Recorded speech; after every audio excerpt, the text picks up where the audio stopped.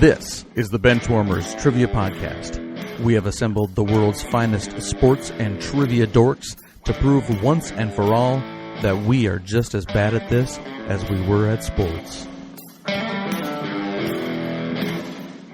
Hello, everyone, and welcome to the Benchwarmers Trivia Podcast, sports trivia for those of us who rode the pine. I'm your host, Josh, and today's game will be pitting the Benchwarmer team of David and Scott versus Benchwarmer Eric and returning player Lucas Guilfoil. Welcome back to the bench, Lucas. Why don't you take a minute to remind us about yourself? Great to be back, guys. Thank you very much. I'm a Kansas City sports fan still. Thank goodness we're Super Bowl champs, though. Got the Chiefs to ride their coattails for a little while here. Currently live down here in Tampa, Florida, and have been following the Lightning a little bit more closely now, getting into hockey. So thank you for having me back on. Yeah, well, like I said, welcome back. And hey, can you get your fan base to stop doing the chant, please? Can you? Good call. Can we stop with that, please? There's more important things going on. Get Mahomes' brother off the sideline, and then we can work on the chant. No, chant. I don't care about his brother. I just rather them not be doing the chant anymore, because I was like, okay, I can root for the Chiefs because I don't want Philly fans to get anything good. But then I heard that like echoing through the stadium. I'm like, I can't root for either of these teams. Well, the Seminoles do it too, right? Down in Florida State. Mm-hmm. Mm-hmm. And the Braves still do it. Can we just stop? That's all I'm saying. I know you have a big in with all of your fan base, Lucas. I'm just asking if you could try to put a stop to it. Make it happen. Use your influence, Lucas. Come on. I'll put a word out. All right. Eric, how you doing? And let us know what yours and Lucas's team name is going to be. I'm terrible. But outside of that, I'm fine. I'm just cleaning off my Stanley Cup that I won recently. So I dropped it. Crap. I dropped it. Anyway, so Lucas told me he was a Royals fan, and that's very upsetting. And then just introducing himself, he mentioned that he's starting to like the Lightning, which is now just, I don't even, I think I'm going to tank this game pretty hard. Anyway, and not to mention too, like when I came on here, I saw his name and I'm like, oh, I'm playing with Lucas Giolito. This is going to be fun. Sorry, Luke, I was very little disappointed when I came on. Anyway. But since the White Sox made an awesome hiring when they basically hired an old Royals coach. Awesome. Super excited. But our team name today is Pedro Grifalling Off, because this is going to go awesome. Oh, today should be fun. David, Scott, let us know how you guys are doing and what your team name is.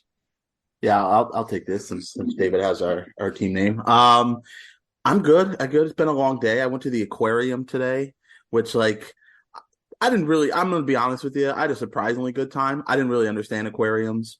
I don't really understand paying for things that used to be free. Like when I was a kid, we'd go to Walmart, we'd buy a fish for like 25 cents, and then we'd go home, put it in a fish tank, watch it swim for 5 minutes, and then it would die, and then we would move on with our lives.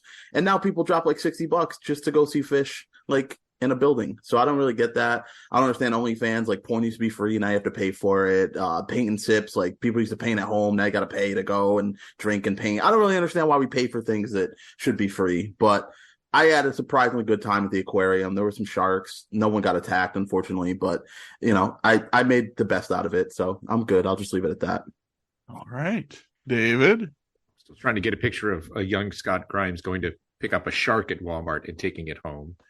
They called it a shark fish. Oh, okay. Fair enough. It was orange and had a fin. Ah, got it. Well, I am good. Ready to play as always. And Scott and I are often have to brave Josh's eye rolls, because when we team up, we have to remind everybody that we are share a birthday on August 5th and like to always, there's the sigh. Yes, I love it.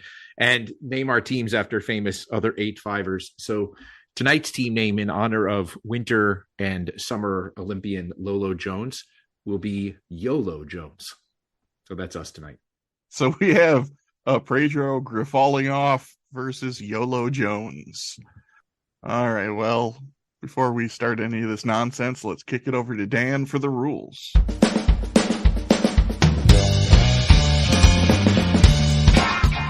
The game will consist of 4 quarters of play, each with different trivia style.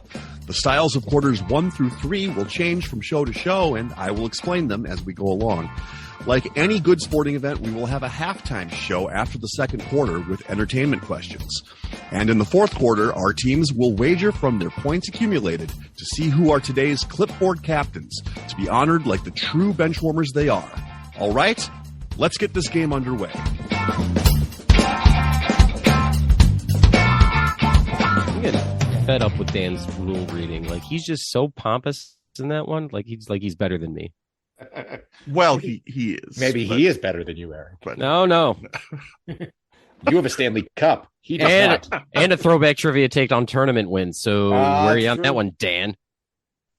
I'm just decided that for the remainder of my time on this podcast, I'm 100% heel. So this is all right. I mean, nice. You were kind of that anyway. But yeah, but now you're just leaning into it. No, I'm embracing it now. Yeah, Before right, I was good, kind of good. like this, kind of unfortunate that it's fallen this way, but now I'm okay with it. All But the right. problem is that when the heels embrace themselves, that's when the fans start rooting for them. All right, never mind. I hate this. This is terrible. All right. Fair enough. Okay. Today's first quarter will be pre and post game.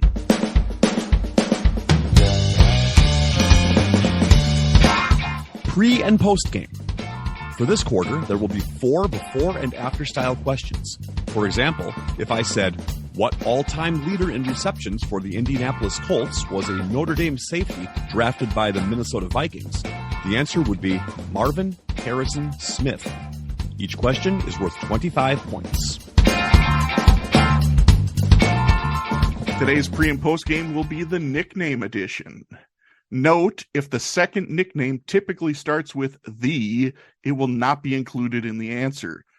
For example, if I asked what Hall of Fame dunk master who primarily played for the Atlanta Hawks is also the only 4-time heavyweight boxing champion, the answer would be the human highlight Real Deal. Pass. And so it's all nicknames. All nicknames. Got it? Got it. All right. Question 1. What flashy point guard who played college ball at Marshall in Florida is also a powerful dunker who shattered 2 NBA backboards in 1979? Hit backboards in 79. Check in. YOLO Jones has checked in. So Pedro falling off. You guys can talk it out. And yes, they did have backboards in 1979. It's just peach baskets. All right, never mind. That was 1879. Oh, No, they weren't playing in Nigeria, Eric. why Nigeria? Why not? Because that's where they're the peach baskets. No, I was in Philly. We had peach baskets. It was Well, Philly, Nigeria, pretty similar economics. The similarity between Philly and Nigeria is they're both walking around right now with shirts that say Eagles Super Bowl champions. oh, all right. Thank you. That's it. I'm out. He's pulling a Costanza here. He's just gonna leave. That's right. All right, Lucas. What do you got? Not a whole lot here. All right, cool. I can't think of many point guards that went to Marshall. Neither can I. Who was a big dunker in the 70s? Dr. J, maybe? That's a nickname. Okay, so who would be the first guy? Drawing a blank on this right away. This is awesome. Ooh, flashy point guard. Is there like somebody named the Pass Doctor? Something like that? Oh, that's an incredible nickname. I'm not great with nicknames, so this whole round probably won't be great for me. I forgot that I didn't set a timer. I didn't think I was going to need one, but Well, you went old here. probably need an answer soon, guys. So, who's that guy that played for the Kings? What era? Such a generic question. Two Are we talking 2000s-ish. about the Florida guy? Or Yeah. are we talking about- I'm trying to think of flashy point guards. And there was the dude that played with like Vlade Divac and all those dudes. Mike Bibby. No, white guy. White guy? Mike Bibby.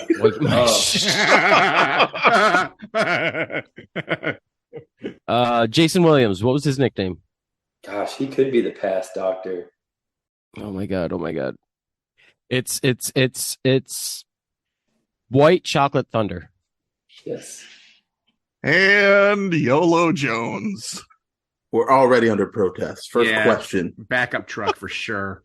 So yes, it was Jason Williams' White Chocolate because I think he went from Marshall to Florida because he followed Billy Donovan. That's what Scott and I were just talking about.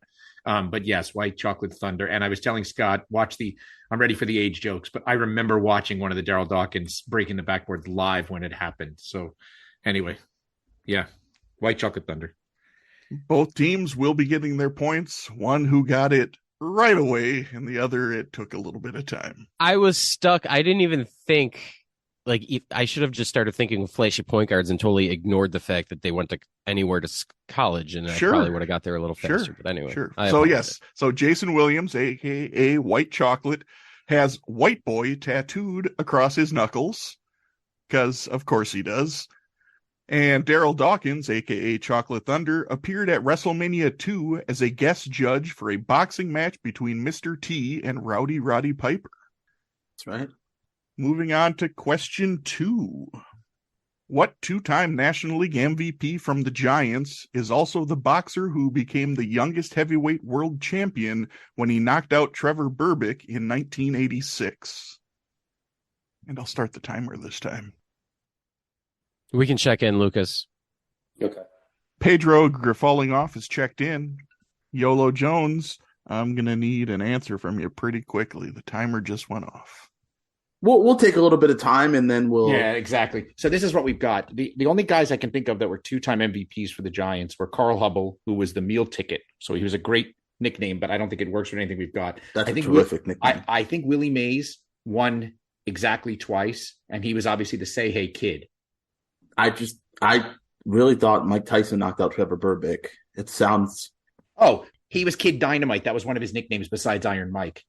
Then there it is. Say Hey Kid Dynamite. That's got to be it. Yeah. All right. Yeah. I was so caught up on Iron Mike that it was like, yes. Yeah. Okay. We'll check in with Say Hey Kid Dynamite. Okay. And YOLO Jones, what did you guys have? I would just like to point out that they protested our first answer. However, the timer never went off for us. Their timer went off. We protested because the timer was never set. That's not my fault. I was given the time allotted. You guys went past the timer. I'm just saying. Anyways, we said Say Hey Kid Dynamite. Both teams will be getting their points. The correct answer is the Say Hey Kid Dynamite. Willie Mays, a.k.a. the Say Hey Kid, won his first MVP in 1954 while playing for the New York Giants, and his second MVP in 1965 while playing for the San Francisco Giants. So you notice I just said the Giants. I didn't give a location because he won them in two different cities. And Mike Tyson, a.k.a. Kid Dynamite from early in his career, hosts the podcast Hot Boxin' with Mike Tyson. Oh, I thought you were going to stop after. Never mind. If it was called Hot Box, it'd be a completely different podcast. I mean, I think it might have kind of a dual nature to its innuendos, but maybe not the innuendo you're going with. Has he fallen off far enough for where we can get him on here? No, not yet. I don't know. He's got his own podcast where he gets like real famous people on it, so probably not. Oh, he's never going to fall off. Son of a. We can't even afford him on Cameo. No. Okay, moving on to question 3.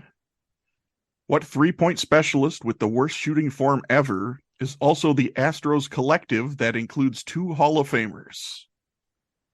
And hopefully you guys are not struggling with who the first person is, because I have talked about this guy a lot and his terrible shooting form. Oh, I know exactly who it is. All right, we're checked in. Hey, YOLO Jones is checked in, so Pedro Grifalling off. You guys can talk it out. How much time we have? I don't want you to take all the time, so I'll let you know when it gets close if it gets that way. He didn't set the time. No, I started it. I'm starting it for every question now. Sorry. Anyway, Lucas. Yes, sir. Reggie Miller's the first guy, right? He does have a terrible form, 3-point specialist. Makes sense. Is it that bad? It is pretty bad. It's when I was a kid, I used to try to shoot like that, and I could not fathom how that was a thing. Like the way the rotation of the ball, it was just it's messed up. It was a sideways rotation. Yeah, it's didn't make sense. Anyway, so it's either Miller time, Nick Killer, or Yeah, I think he had like something else, but I think Nick Killer works because if it's the Astros collective, then it was the Killer Bees. So it was what Berkman, Biggio, Bagwell. Right. Okay. Okay, Yeah. so that would make sense. Sure. That's got to be it. Yeah. You good with it? Yes, sir.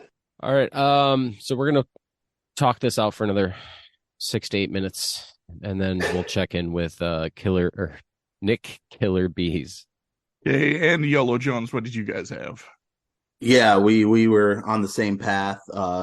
David quickly realized the collective had to be the Killer Bees, which I think was originally Bagwell, Biggio, and Derek Bell before Berkman got there. And then Nick Killer just made sense. So I immediately knew Josh was referencing Reggie Miller because he is he's said that many times. So definitely knew who he was referring to. So we also checked in with Nick Killer Bees. All right, both teams will be getting their points. The correct answer is Nick Killer Bees. You know what? It worked for him.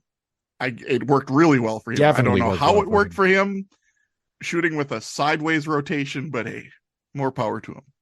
So Reggie Miller, a.k.a. the Nick Killer, held the record for most career three-point field goals made when he retired. He is currently 4th on the list behind Steph Curry, Ray Allen, and James Harden. Starting in 1996, the Killer Bees originally included Jeff Bagwell, Craig Biggio, Sean Barry, and Derek Bell. And Lance Berkman joined the Killer Bees in 1999 after Barry and Bell left the team. Moving on to the 4th and final question. So be glad, Eric. What 9-time NBA champion, 1 as a player and 8 as an executive, is also the boxer who won the lightweight gold medal at the 1992 Barcelona Olympics? I like it. We can check in. Okay, Yolo Jones is checked in. So Pedro Grifalling, you guys can talk it out. Boxer, I'm pretty sure, is Oscar De La Hoya. So his nickname is the Golden Boy, so it would be Golden. Okay. Or Gold. I'm not big with executives, so So it's got to be a Celtics or a Lakers executive, I'm assuming, to have 8 as an executive. Gold. Something gold. Drawing a blank. Yeah, I don't have anything neat. Need some sort of answer from you guys. Yeah, we need another 5. Can we borrow from future questions? No, you can't. And I don't know. I haven't even heard you say anything that would lead me to think you're getting close to the answer. So. Oh, but what about before? I didn't say anything. I asked him about Kings players. Now, as soon as you said Kings players, I knew that you were saying you were getting on it. So what you're telling me is that it's not a Knick or a Laker or a Celtic? No, I'm not saying that. I'm saying is he said that, and no other information has come out since for me to go, oh, you're on your way to getting it. Maybe I am. It's hard to talk it out when you're busy backing up the dump truck. So I need an answer, guys. All right. I got nothing. I got less than nothing. All right. So moving on to Yolo Jones. What did you guys have for an answer? So I think the executive in question is Jerry West, and the only title that he won was with the record-breaking Lakers in the early 70s. So I think this would be the Low Golden Boy. One team will be getting points. The correct answer is the Low Golden Boy. Jerry West, a.k.a. the Logo, was drafted by the Minneapolis Lakers in 1960, but played his entire career in Los Angeles. They moved after the draft. And then Oscar De La Hoya, a.k.a. the Golden Boy, won 11 world titles in 6 weight classes, including the lineal championship in 3 weight classes. So after the first quarter, we have the following score. Pedro Grifalling has 75, and Yolo Jones has 100. Today's second quarter will be Lucky 7.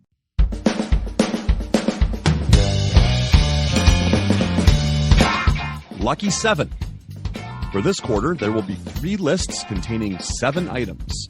The team that is trailing coming into the quarter will choose the first list and attempt to identify the items on this list one at a time. If the team has an incorrect guess, the other team can attempt to finish that list out. The team leading at the beginning of the quarter will select the second list, and whichever team is trailing after the first two lists will get the third list. Each item is worth 10 points. Oh, ooh. See? Gotta mix things up a little bit on you guys. Yeah, David, it's not, I can't mouth with Josh the missing link like I can with you every time you announce your quarter style. All right. So the three lists for today's Lucky Seven are list number 1, the 7 Kansas City Chiefs with the most yards from scrimmage for the 2022 season. List number 2, the last 7 unique Kansas Jayhawks to win an NBA championship. And list number 3, the 7 Kansas City Royals with the most hits from the 2022 season. God bless. Throwing some bones Lucas's way. Yeah, I'm protesting again. He's not new. Hey, guess It's what? an entire human body. I wrote the first game for him. I'm writing the second one. And guess what? I like giving our guests wheelhouse questions. So suck it. I'm a guest, technically. Just because we don't see as often as we used to doesn't make you a guest. Damn it. My strategy is not working. All right. So, Pedro falling off, you guys will get to pick the first lists to go after. What are you thinking? I'd probably try the Chiefs one first. Okay, if that's what you want to do first. So we need 7. So we'll text back and forth. We won't talk this out. All right. So you guys are going for the 7 Kansas City Chiefs with the most yards from scrimmage from the 2022 season. All right. So I think we're good to check in then. Okay. Pedro falling off is checked in with their lists for the 7 Kansas City Chiefs with the most yards from scrimmage for the 2022 season. So start naming them off and I'll let you know if they're on the list. Lucas, go with our top 4 and then we'll go from there. Travis Kelce. No surprise, Travis Kelce is number 1. He had 1,343 yards on 112 touches. Isaiah Pacheco. Isaiah Pacheco, number 2, 960 yards on 183 touches. Juju Smith-Schuster. Juju Smith-Schuster is number 3, 933 yards on 78 touches. Jerick McKinnon. Jerick McKinnon is number 4, 803 yards on 128 touches. So I think we go. I mean, it's the one I'm probably most confident about, at least being in the top 7, because the other ones I feel like are kind of a roll of the dice because of injuries and whatnot. But we're going to go Patrick Mahomes. Patrick Mahomes is number 7 on the list, 364 yards on 62 touches. Okay, go ahead. Marquez Valdez-Scantling. Marquez Valdez-Scantling is number 5, 684 yards on 43 touches. All right, and then we'll just finish it with a fantasy bust for like the 3rd, 4th straight season. Clyde Edwards-Helaire. Clyde Edwards-Helaire is number 6 on the list, 453 yards on 88 touches. So you guys successfully completed the whole list. After that, we have number 8 was Mecole Hardman, who had 328 yards, followed by Justin Watson with 315 yards, and rounding out the top 10 is Noah Gray with 300 yards.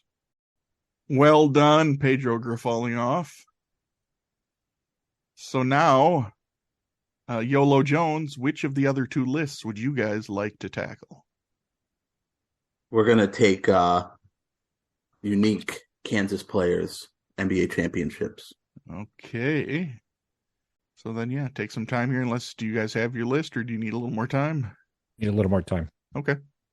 David needs more time to make sure he works the numbers properly to get the 3rd list. Because that's what David do. No. David is not doing that. I hadn't even. I got to be honest with you. I don't know if I can name 7 players on the Royals last season, so I don't want that.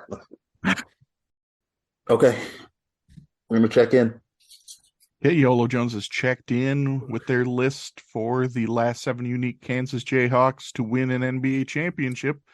So go ahead and start listing them off. Yeah, let's go back and forth. If you want to start, this was sure. Yeah, it was very much team effort here. So I'll start with Wiggins. Most recent, Andrew Wiggins in 2022 with the Golden State Warriors.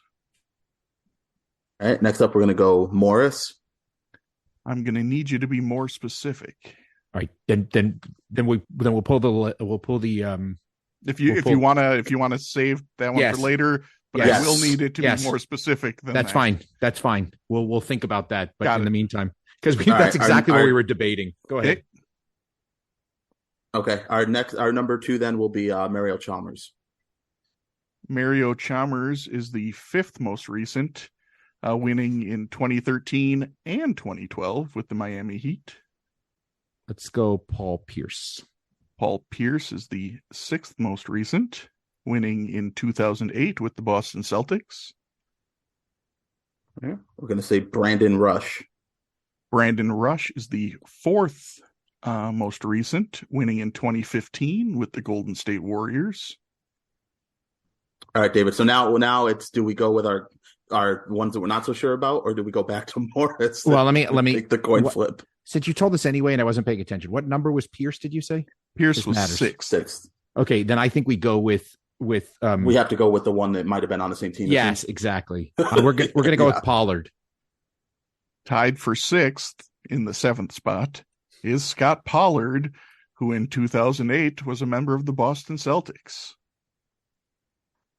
I think you should go for the non-ambiguous one. I really do. You mean at this point? No. I don't know which one I feel better about. But that the one that's last on our list is I actually feel better on than I do flipping a coin. I feel better than I agree. Okay, then take right. that last one. All right, we're gonna go with current NBA head coach Jacques Vaughn. Jacques Vaughn is the 8th most recent. Oh, crap. Winning in 2007 with the Spurs. So we missed someone.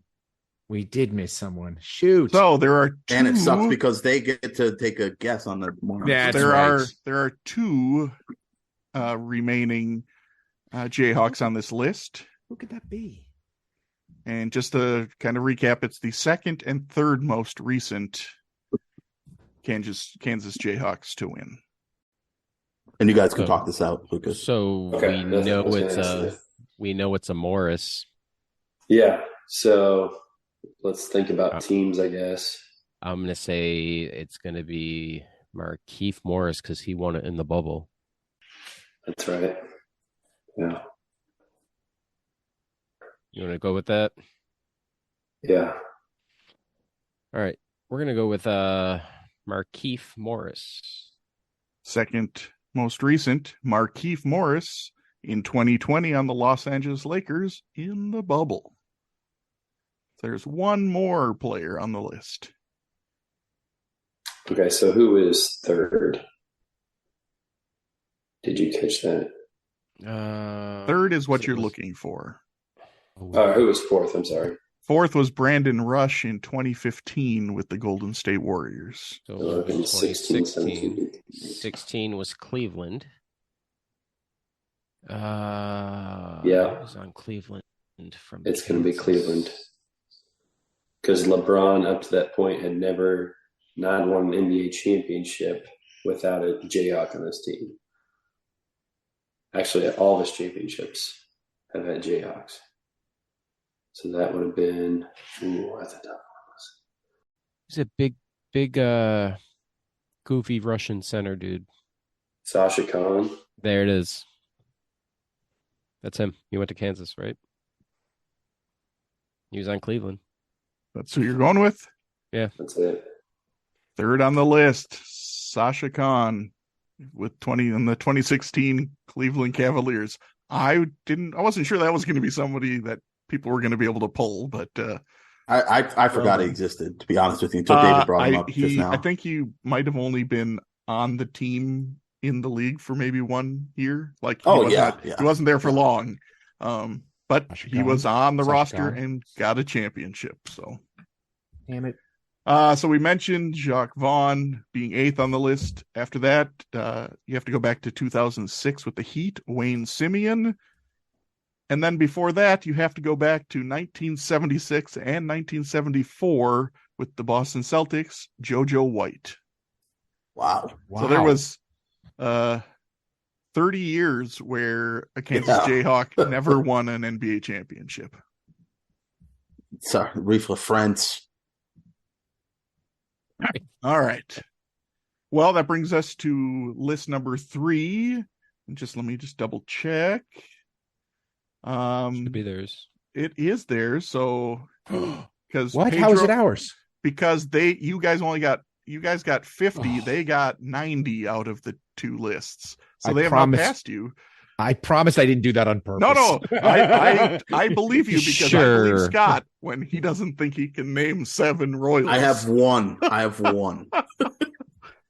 All right. Well, YOLO Jones, you guys can come up with a list of some names for the Kansas City Royals with the most hits from the 2022 season. 7 Royals. So if that's probably anybody that had more than like 32 hits on the Royals.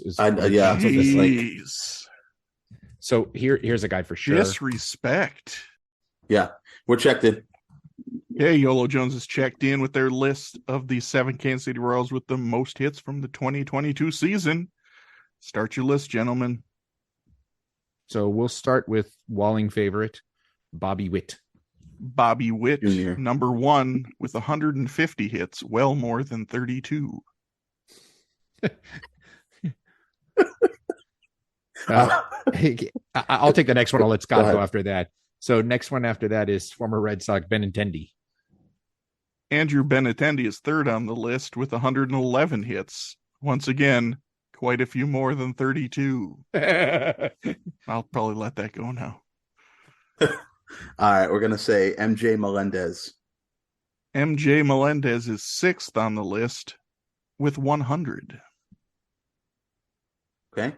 Next up, we'll say Nicky Lopez.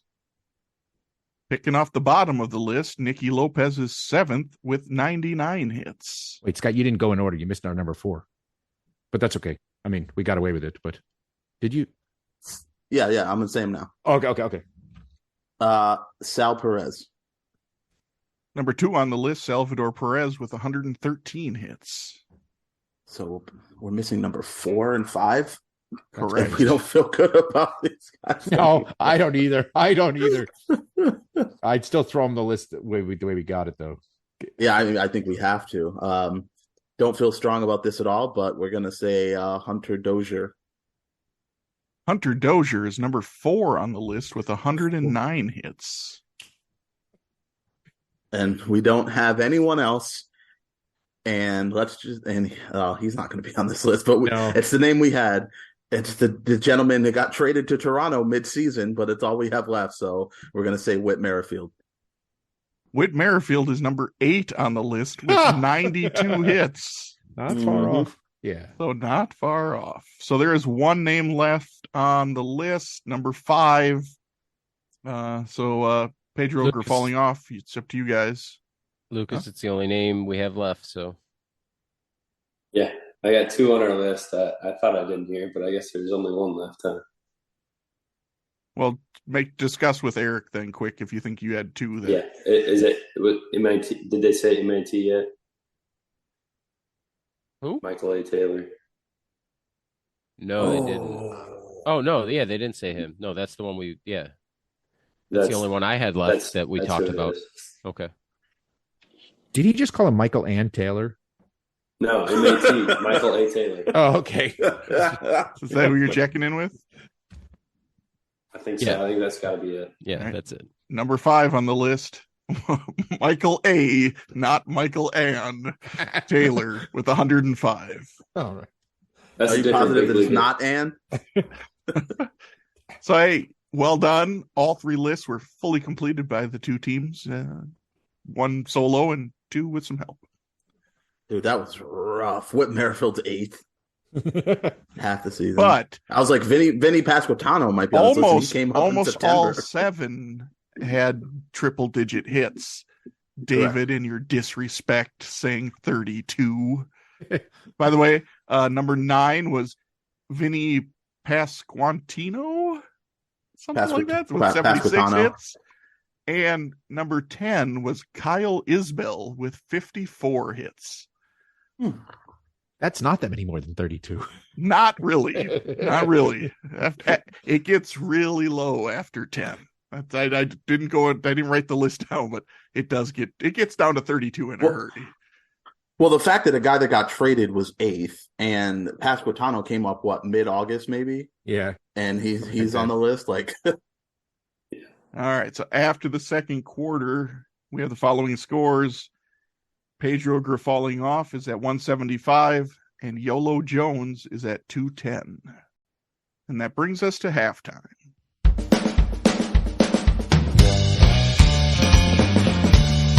It is now time for the halftime show. There will be 3 entertainment questions pertaining to sports, with each question worth 25 points.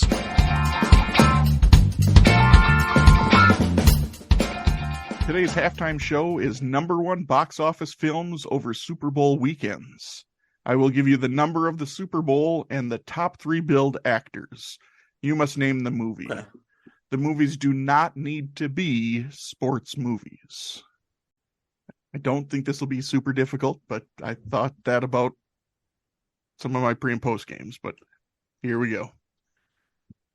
Question 1. Super Bowl 31. Tom Cruise, Cuba Gooding Jr., and Renee Zellweger. Check in. Yolo Jones has checked in. Pedro Grifalling off. You guys can talk it out or just give me the answer. Was this Homeward Bound? I don't know what. Oh, great movie. I prefer the second one, but Which Air Bud is this? No, it's right. Jerry Maguire. You good? Yeah. All right, we're going Jerry Maguire for 200 points. Unfortunately, not. No. But show him the money. Yolo Jones, what do you guys have? Jerry Maguire. Yeah, both teams get their points. Correct answer is Jerry Maguire. Over the weekend of January 26, 1997, Jerry Maguire grossed $5,518,727.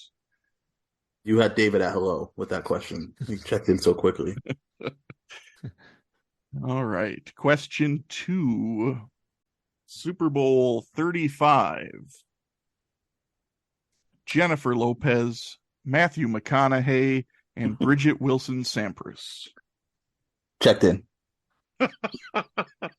I had Scott at hello on this You did. one. You had me at J-Lo, not hello. J-Lo. J-Lo.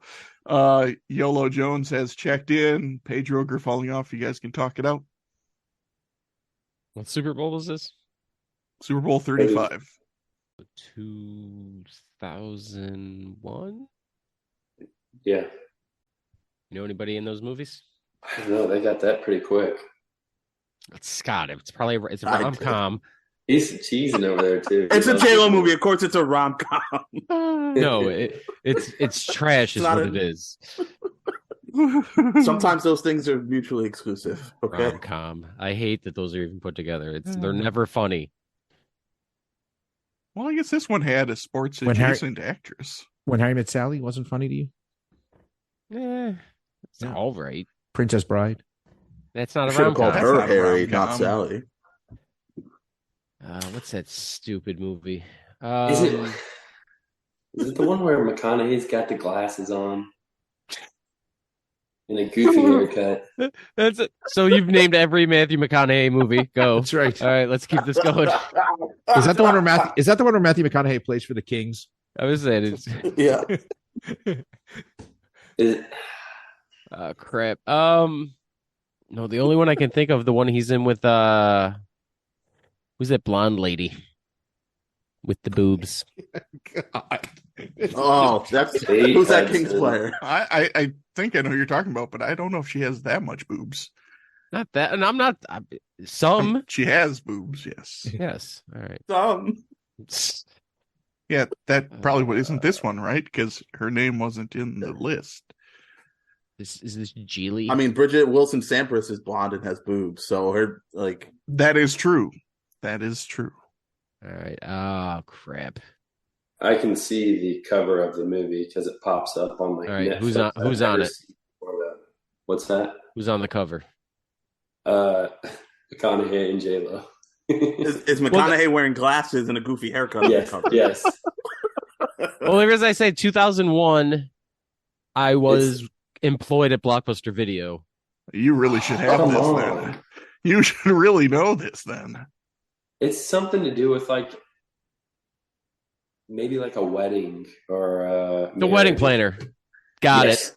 There it is. Nailed it. I was going to say blow, but I guess not. All right, let's move on. We're going to go with The Wedding Planner. And Yolo Jones. This is Yeah, just off the rails. It's The Wedding Planner. Yes, the correct answer, both teams will be getting points, is The Wedding Planner. Over the weekend of January 28th, 2001, The Wedding Planner grossed $13,510,293. And Eric, I think you were thinking of Kate Hudson in How to Lose a Guy in 10 Days. Or Sarah Jessica Parker in Fool's Gold. I wasn't sure which one he was. Or I'm sorry, no, Failure to Launch. Sorry, that's Failure to Launch. Yeah. With Terry Bradshaw. These are movies? These are movies where McConaughey has glasses on and All right. Okay. Moving on to question 3. Super Bowl 43. Liam Neeson, Maggie Grace, and Famke Janssen.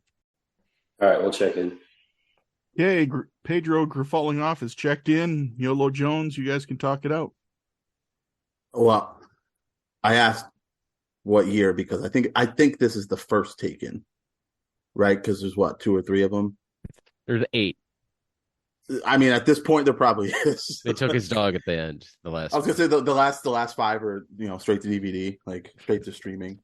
It's no longer it's not Liam Neeson Neeson anymore. It's, Yeah. it's It's like it's just some random guy with a no, scary voice. it's Brigitte Nielsen now. She's now. Well, Scott, Watch that. Unfortunately, I don't know, Scott. I don't know who you are. I don't know what you want, but no, it's got to be Taken. I agree. yeah, I believe it's the first one, so I don't think I have to worry about a sequel or anything. So we're gonna check in with Taken. Okay, and Pedro falling off. What did you guys have? Taken. Both teams are be getting points. Correct answer is Taken. Over the weekend of February 1st, 2009, Taken grossed $24,717,037. So I gave you a sports movie, a rom-com, and an action film. So, yeah, nice well-rounded movie round. Maggie Grace too, a blonde with boobs. Interesting. All right. After halftime, we have scores of Pedro falling off with 250 and Yolo Jones with 285. Okay, now on to the second half. We'd like to take a minute to invite you to follow us on Facebook, Instagram, and Twitter at BenchwarmersTP. We also have a Facebook group for fans of the pod called The Bench. Join us there to comment on the latest episodes and share cool sports facts and trivia. If you'd be willing to rate and review us on iTunes or Stitcher, we'd greatly appreciate the support so that other people may find this podcast. Thanks. So, Lucas, if you've noticed, you have not had a repeat quarter style.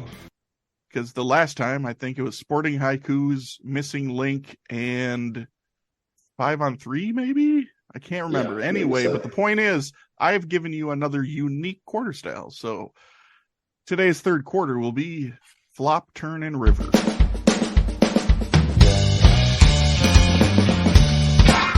Flop, Turn, and River. For this quarter, there will be 3 questions consisting of 5 clues. The first 3 clues will be given before the teams decide if they want to check in with their guests. The last 2 clues will be given one at a time, with teams deciding if they want to check in with their guests after each subsequent clue. If a correct answer is checked in after the first 3 clues, the team will receive 50 points. After the 4th clue, 30, and after the 5th clue, 20. We'll check it. Yeah, I'm sure you will. That's impressive. Okay, YOLO Jones is checked in. Or, I mean, Pedro Guilfoil. Nope. They're checked in. What is going on here? Nobody's checked in. All right. Clearly David checking in. Okay, question 1. Who am I? Clue number 1. I was a top 5 pick in the NFL and AFL drafts in 1965. Clue number 2. I hold the record for most touchdowns in a rookie season with 22. Clue number 3.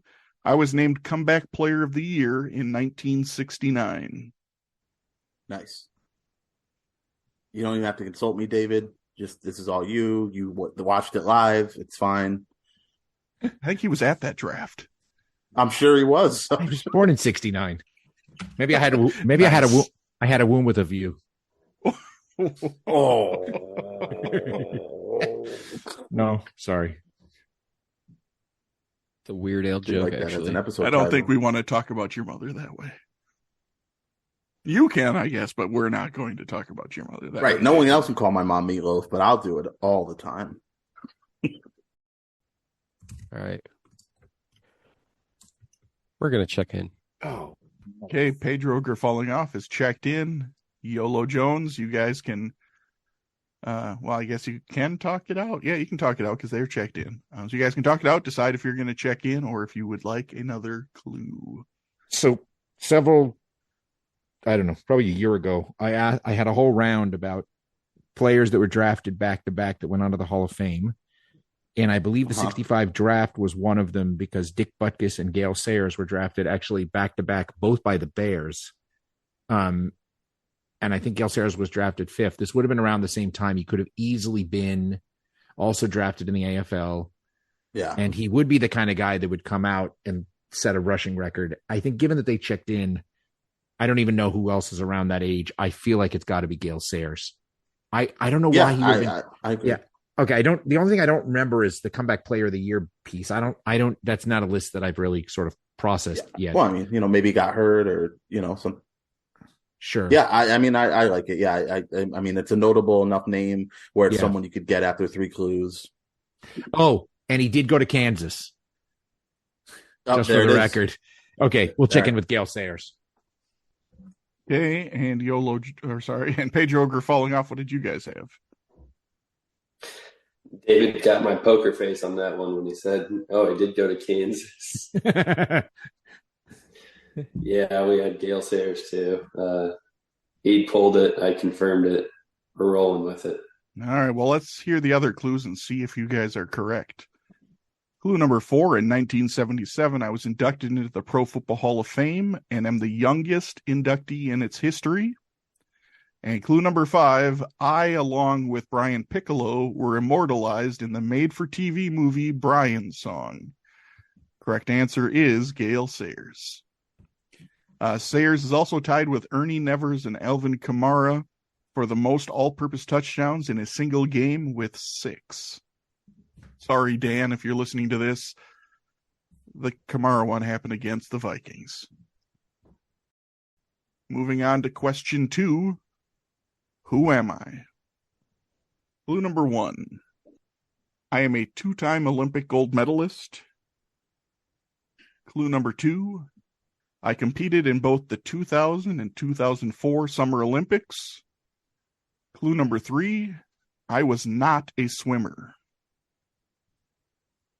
I guess my feeling is this is not one that I'll feel bad if we miss. So maybe we should go for it. Right, because of the logic. Yeah. Yeah. I think we should. Okay, no guts, no glory. All right, we're going to check in. YOLO Jones is checked in. Pedro Guilfoil off. You guys can talk it out. Give me an answer or take another clue.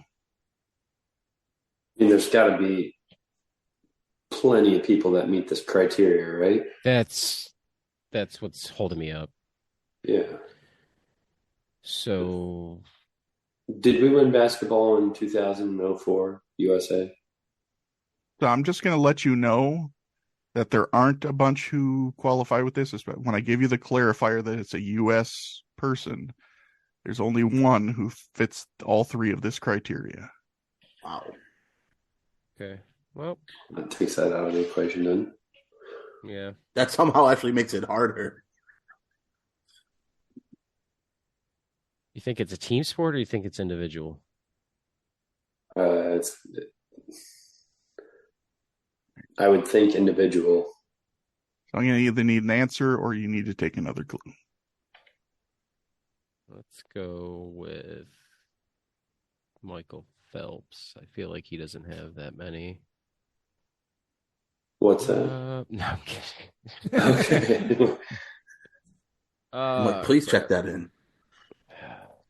I mean, That would violate two of the. Actually, all I three. know. Like, please, All three of the please check that criteria in. wouldn't work for since there's it. only one that meets that criteria, it's probably not a team sport because odds of not having two people on both those teams would be very unlikely, right? So it's probably individual. So 2000 was Sydney. 2004 was Athens. Yes. right? Yeah. Okay, guys, I either need an answer or you take another clue. I guess we gotta take another one. Clue number 4. I was a contestant on season 7 of Dancing with the Stars in 2008. Why couldn't you say Survivor? Because it wasn't the show he was on. Oh, it's a he. Because the answer is not Jeff Kent. Sorry. Yeah, I just gave you more answer, sure. All right. Also under protest. It's all right. You guys possibly are getting more points, so shut up. It's somebody with Did good the he change your answer? Slightly. They didn't have an answer. No, you guys. No, it did not. Oh, Okay, good. yes. So No. then shut it. Wait, that was a man? Yeah. It's Maurice Green. Makes sense. 2000, 2004.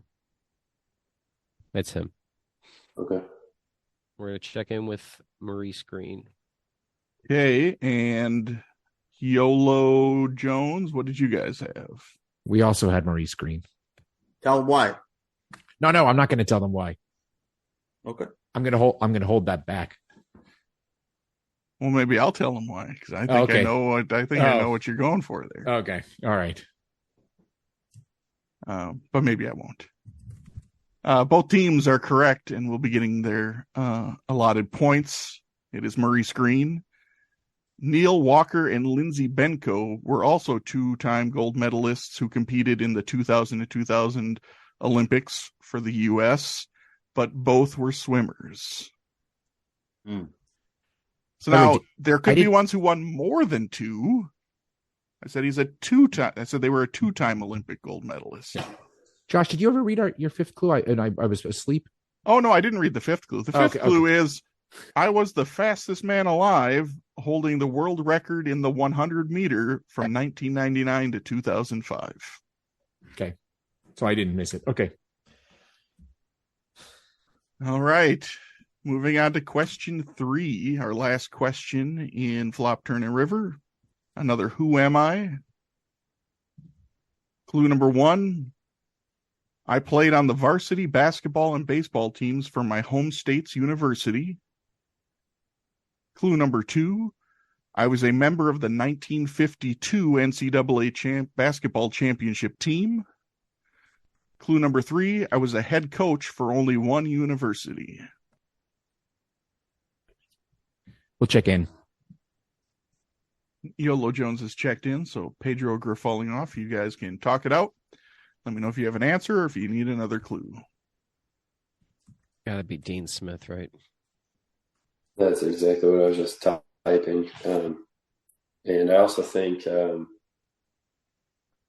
was thinking of Rupp, he's a Katy guy too, but I don't know anything about him other than the arena being named after him in Kentucky. Yeah. I mean, he said, hold on. Read that. I think it's got head coach for only one university. That's Dean Smith. Yeah, that's kind of. I know he was assistants other places, but head coach only at North Carolina. So yeah, let's go with it. Dean Smith. Okay. And Yolo Jones, what did you guys have for an answer? Yeah, it should have been an immediate tip off when I saw 1952 NCAA basketball championship because that was Kansas, and this is you were there.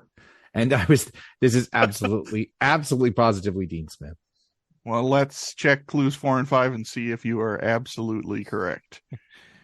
Clue number 4, my overall record as a coach was 879 and 254. That's a 776 winning percentage.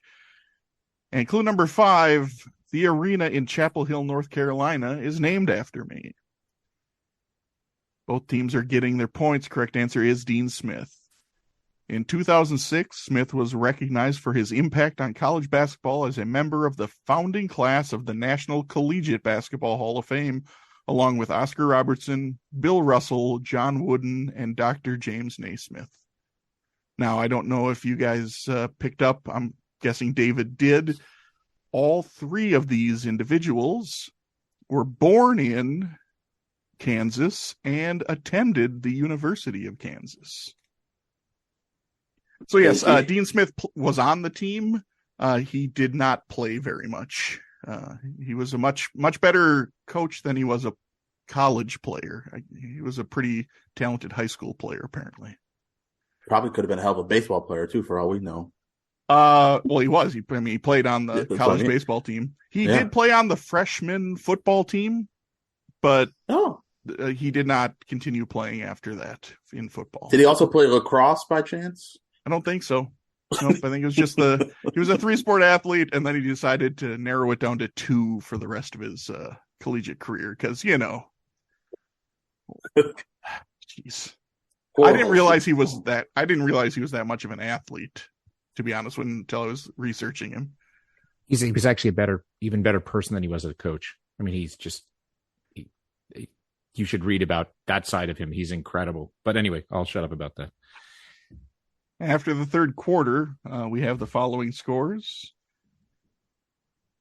Pedro falling off is at 380, and Yolo Jones is at 435. And that brings us to the fourth quarter.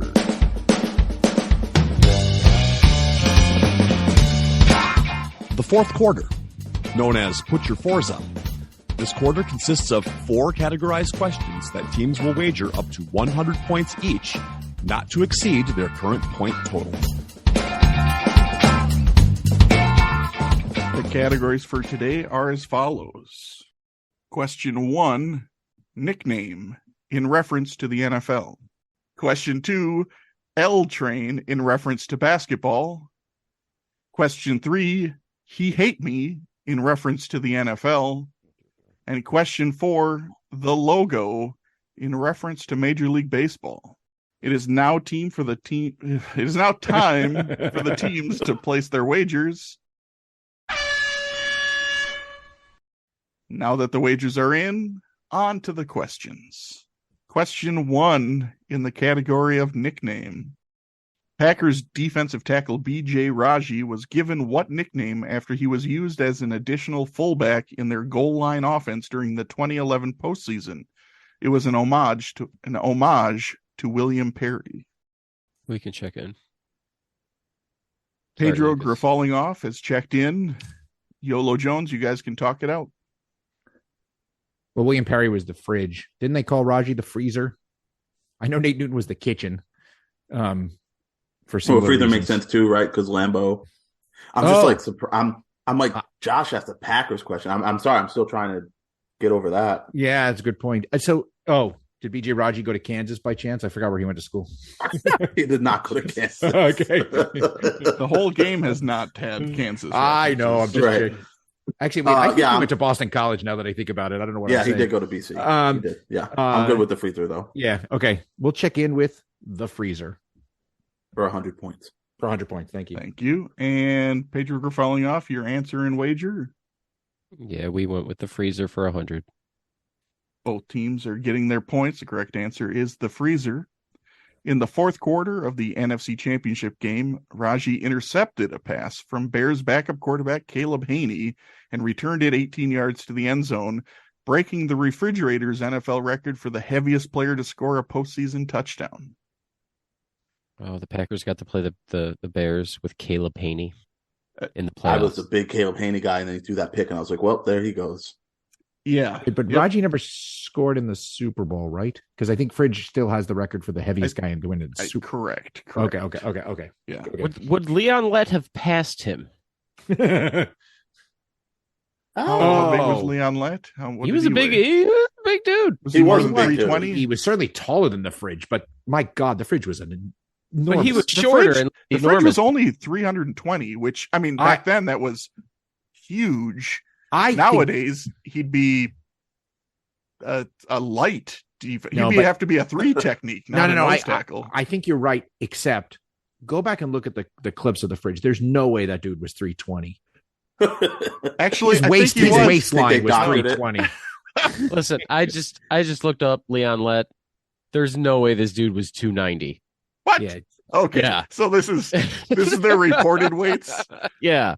Okay. So then maybe the Fridge was bigger than 320. Although, I mean, the Fridge was so much bigger than everyone else, but no, I don't even know if there were 300 pounders on offensive lines in the mid 80s. Like those guys were like 275. Yeah. Leon Lett's 6'6", 290. That was not 6'6", 290 running down the field. That he was no. It was all in his ass. All right, let's move on to question 2. Both teams gained 100 points. Difference didn't change, so we don't need to cover that. Okay, in the question 2 in the category of L Train. In his 7 seasons while playing for the Sacramento Kings, Lionel Simmons never finished with a record above 500. On the other hand, Simmons was definitely on the W train while playing for what Metro Atlantic Athletic Conference, the MAAC, school? No. We can check in. I got this. I remember this guy. What Kings player? Name it. Sorry. Player? What? I'm going back to the Jason Williams thing. Oh, I wasn't expecting the Kings to come up again, so I had to. Well, Oh yeah, you're good though, David. We can check in. All right. Yolo Jones has checked in. Pedro falling off. You guys can talk it out, or sit there and stare blankly at the screen. Let's go with the latter. He was he's from South Philly. In South Philadelphia, born and raised. He was. I'm guessing on the playground is where he spent most of his days. No, he was he went to definitely didn't go to Villanova. He went to what's that other school? LaSalle. He went to LaSalle. We're gonna check in with LaSalle for 100 points. Okay, and Yolo Jones, answer and wager. 100 points, and we also said LaSalle. He's roughly my age. So you do your math, Scott. That makes him 75 or whatever. Both teams are getting their points. The correct answer is LaSalle. Between 1986 and 1990, LaSalle had a winning percentage of .763, including a 30-2 season during Simmons's senior season. Moving on to question 3. In the category of He Hate Me, Rod Smart scored 1 touchdown during his 5 NFL seasons. What type of touchdown did he score? We're going to check in. Okay, Pedro Grafalling off has checked in, so Yolo Jones, you guys can talk it out and give me your answer and your wager. So we're down to kickoff return. I think, go ahead. I think kick return is the obvious answer because, I mean, that's really the only thing he was known for in the NFL. Right. Outside of the afro, right? Returning kicks. So I'm wondering if it's too obvious of an answer. Well, I mean, the only and if it's like punt return instead, No, I think that's fair. So it's probably a return touchdown of some kind. I definitely think he was known as more of a kick return. I mean, I think that's what he did in the XFL. Absolutely. So the question is, do we go for the obvious answer? Or do we talk ourselves out of it solely because it's the obvious answer? honestly, I think we'll both be mad if we go away from I kick think that's return, probably right. and then it is kick return, right? Right. So we'll stick with it. Yep. Josh, Okay. we're going to check in with I guess return touchdown would be great, but more specifically, kick return. Thank you. I was going to have to ask for more specificity if you just said return, because there are two different types of returns. And for 100 points. Okay. And Pedro falling off, your answer and your wager? It was down to a kick or a punt, and unfortunately, David, we went with kick for 100 points. Yes. Now it doesn't matter. So, Rod Smart, he scored 1, so it's only 1 touchdown. He did get carries as a running back. He did do some punt returning because he returned 4 punts in the Super Bowl. But his 1 touchdown was a 100-yard kick return, so both teams will be getting their points. The fourth and final question in the round and the game in the category of the logo. Contrary to popular belief, the Major League Baseball logo silhouette was not modeled after what Hall of Famer who finished his career with 573 home runs? Check in. Yolo Jones is checked in. Pedro falling off. You guys can talk it out. Let me know your answer and your wager. You sure? Positive? I mean, we can talk it out now. So it's yeah. I've always heard Harmon Killebrew with the logo, but 573. Okay. Does that sound about right with him? I mean, as far as the older guys, I couldn't really tell you. Yeah, their exact numbers. That's my best guess. So. I would say my guess would have been like somebody super, super old. So, but I mean, I think he's old enough, right? Yeah. All right, we can go with it.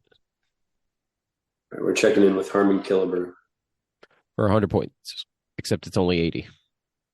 It would have been 100 if you had enough points. I will understand. I think everybody understands that. Okay.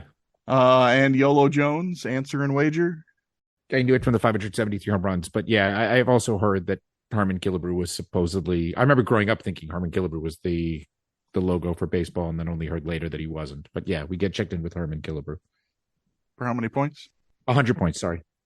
And both teams are getting their points. Correct answer is Harmon Killebrew. I mean, when you look at it and you think of his name, it's like, oh yeah, that kind of does look like him. Yeah, agreed. So Killebrew is, however, the model for the Major League Baseball Players Alumni Association logo, an organization he helped found in 1982.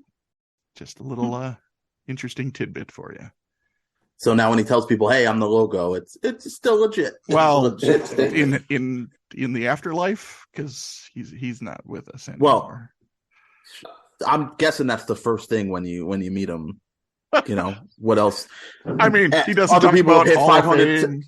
500. Other people in the Hall of Fame, Doc. Other people have hit 573 home runs, but only one man is the Major League Baseball Player Alumni's logo.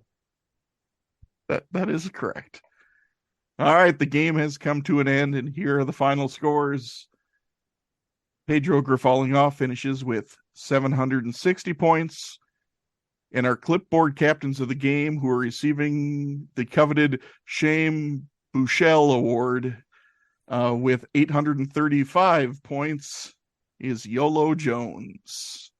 And that would be a Super Bowl winning third-string quarterback, Shane Buechele. I'll take it. I mean, it might have meant a little more to Lucas, but I was hoping for the Caleb Haney, but the Cardinals tried to trade for him mid-season when Kyler went down 2 years ago. So we got a potential starter in the third string. Well, actually, Haney's retired now, so. So now he'll be the backup next year, probably. So now we'll trade him for a first-round pick here in about a year. I was gonna say maybe hey. Kyler's out for most of the season. Maybe the Cardinals will make another offer. I mean, I will say most teams don't carry 3 active quarterbacks on their roster, and they did. Sure. All right. So, Lucas, once again, thank you for joining us. Is there anything that you would like to say before we call it a night? I heard you get the team names mixed up a few times, so we'll have to double check that point total at the end. That's all I got to say. No, I'm kidding. I appreciate you guys having me on. I played David and Scott last time with Dan, so I was hoping to get my sweet revenge. Wanted to save that for the end. So, But it was a great time. I appreciate playing with Ede. Pretty fun guy to play with. So, yeah, sorry for all the lag times, but it appears we're both deep thinkers. Right? Well, that's, yeah. I think that's the first time that Eric has ever been referred to as a deep thinker, but... Do you want me to say more inappropriate stuff, or keep words like deep out of your mouth, please? See, now I just did it. He's been in Niagara Falls, all right? A couple times. All right. Well, once again, Lucas, thank you for joining us again, and you are more than welcome to join us in the future as well. You will eventually get a win. Everybody typically does. I don't know if everybody has, but anybody who hasn't won, come back. You'll eventually get a win. Just hope I'm playing, and you got a good chance to win. But let's address the elephant in the room here. Lucas has one more appearance. It's with David, and if he doesn't win then, the likelihood goes down. You had Dan, you had Eric. You get David next, and then after that, the chances of you winning significly decrease. Fair, unless you face Josh and I. Unless we stack unless we just stack against for him against us, and have you and I team up. Yeah, that would right. We Josh, only seem to excel when we play against Eric. So let me get one thing in before we go. Yes. Is the throw? They throw a lot of plugs for us all the time, so I just want to go ahead and say the Throwback Trivia Takedown. It's tournament starting. It's probably already started by the time this episode airs. So if you've never checked them out before, definitely check them out. I mean, Adam always, mentions us on there. So I just wanted to return the favor for him. In the tournament starting, I am the 1 seed. Yeah. Like it's 1 in 16. So I'm probably going to go out in the first round. So. And you're the sole bench warmer representing, so you better not go out in the first round. Just, make it at least to the second round. All right. Okay. Well, with that, on behalf of Eric, David, Scott, and myself, we'd like to say thank you for listening to the Benchwarmers Trivia Podcast. And until next time, we'll keep the bench warm. That ball hit high and deep. Stretch. Get on back there. They look up. You can put it on the board. Yes. Into deep left center for Mitchell. And we'll see you tomorrow night. That great music you're listening to is by Justin Nozick. Thanks to him for producing that music for us. You've been listening to the Benchwarmers Trivia Podcast. Make sure to check us out on all of our social media. We are at BenchwarmersTP. Meth. Go 8-5ers. Oh, yeah. Okay, that's even worse than the meth call. That's even worse. See? Exactly. That's right. Time to stop. Josh is on the meth train now. From now on, Eric, anytime you want to mention meth, just have David and I talk about our birthday first. Don't do meth and don't do 8-5. I'm just saying, don't do meth and don't be born. Don't give birth to someone don't be born on August 5th. You'd much rather have meth mouth. No. You don't want that, but you don't want to be an 8-5er because then you have to be associated with these two clowns. So.